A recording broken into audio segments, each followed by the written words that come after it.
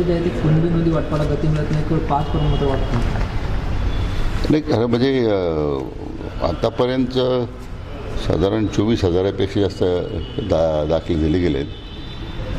व्हेरिफिकेशनमध्ये काही अडचणी आहेत असं लक्षात आलं आहे.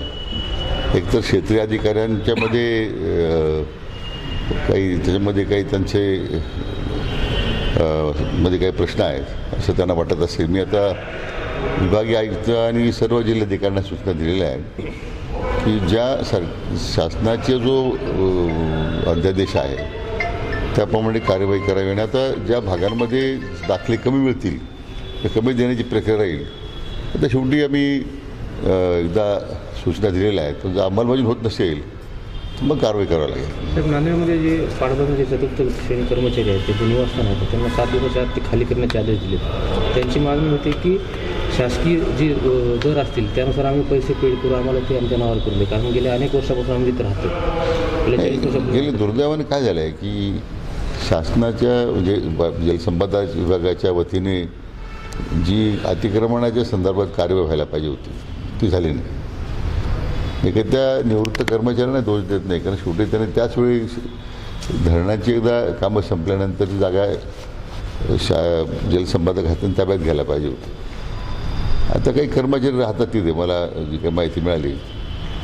पण शेवटी आता त्या संदर्भात मी आता माहिती घेतो आहे काय करता येईल आपल्याला. काही त्यांना शेवटी पर्याय जागा देणं हे काही त्याचं उत्तर नाही आहे. शेवटी त्यांनी जागा खाली करणं एवढंच पर्याय आहे. शेवटी त्या जागा महामंडळाच्या आहेत आणि महामंडळाची मालमत्ता जी आहे ही सुरक्षित राहिली पाहिजे, महामंडळाच्या नावावर झाली पाहिजे.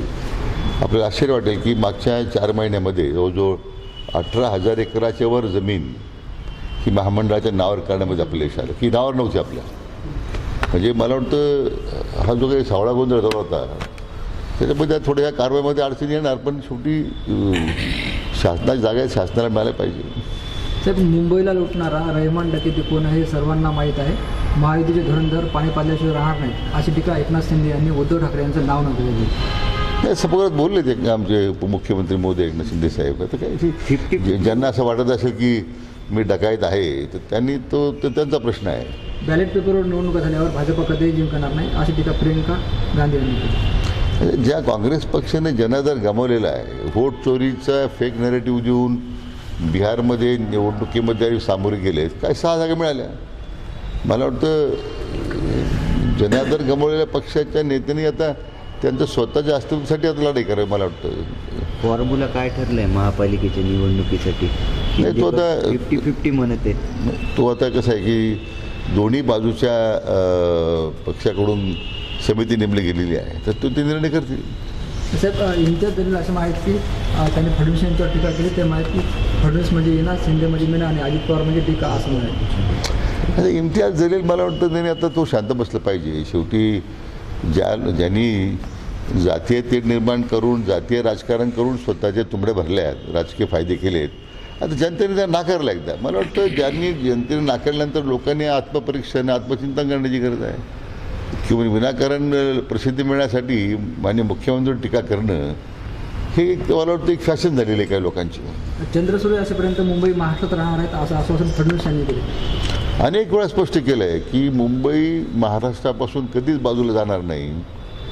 मुंबई महाराष्ट्रापासून तोडण्यामध्ये कोणाच्या बापात हिंमत नाही आहे, हे स्वतः माननीय मुख्यमंत्र्यांनी अनेक वेळा सांगितलं. ती शासनाची भूमिका किती वेळा अधोरेखित करायची आपण.